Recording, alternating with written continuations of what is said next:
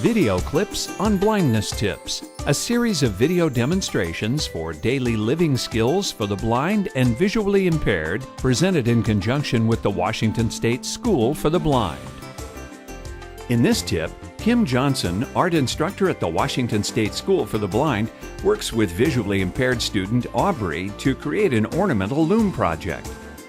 The loom project can be done, I'm going to just show you a couple examples with clay. This was one that a student made, just basically cutting out a clay frame, and this one was dried, and then taking it to a pottery shop and having it fired, adding glaze if you want to. If you don't, you'll just have this nice clay depending on the color of the clay that you have, but you could add press different things into the clay to add texture.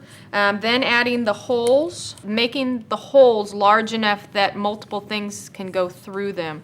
In case I wanted to put lanyard through a hole and then maybe a piece of yarn through the same hole, so that they're large enough that the student can easily find the holes and push things through them. Some of the things that you could do with this project, if you had younger kids and you wanted to take them out on a walk, say on a nice fall day when the leaves are falling, probably on a dry day, and collect leaves or just dried flowers with the stems connected, and then come back and talk about those leaves and maybe identify some of those flowers. And then you could just incorporate a whole piece centered around fall, decorating the outside of your loom with the leaves and then punching the holes and then stringing the flowers through there using just fall colors. That would be a nice piece. You could do it in the springtime as well.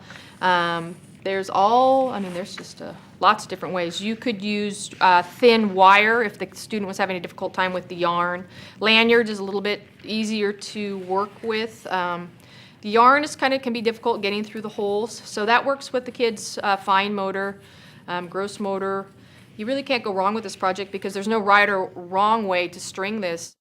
The one that we're going to be working on today is going to be out of a foam board, which is the one that Aubrey is working on.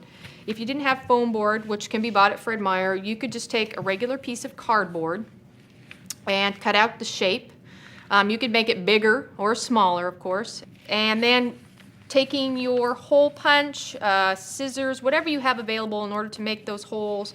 You could have the student, if you wanted to, if you're concerned about using scissors or poking a hole through there, you could give the student a magic marker or something that they could just push into where they want the holes and then go back in and punch them out for them. But you have to keep in mind you don't want them right on the edge, of course. So just pushing, making those holes large enough. And in this case, I'm just taking the regular hole punch. It works pretty well with this cardboard. You might want to check that. The piece Aubrey had was a little bit harder, but it was a little bit thicker than the hole punch, but she was managed to be able to punch holes. So you're just punching it 3 times to give a nice wide space, and you're not going to really see these holes. They don't become a focal point. Then one of the things you could do to decorate this, if you wanted to, you could paint it using acrylic or tempera paints. You could use watercolor. If you wanted to, you could have the student just decorate it with cut out pieces of construction paper. Whatever you want to do to decorate this outside piece. And then it's just as simple as taking any sort of materials that you find and weaving them and incorporating them into the piece.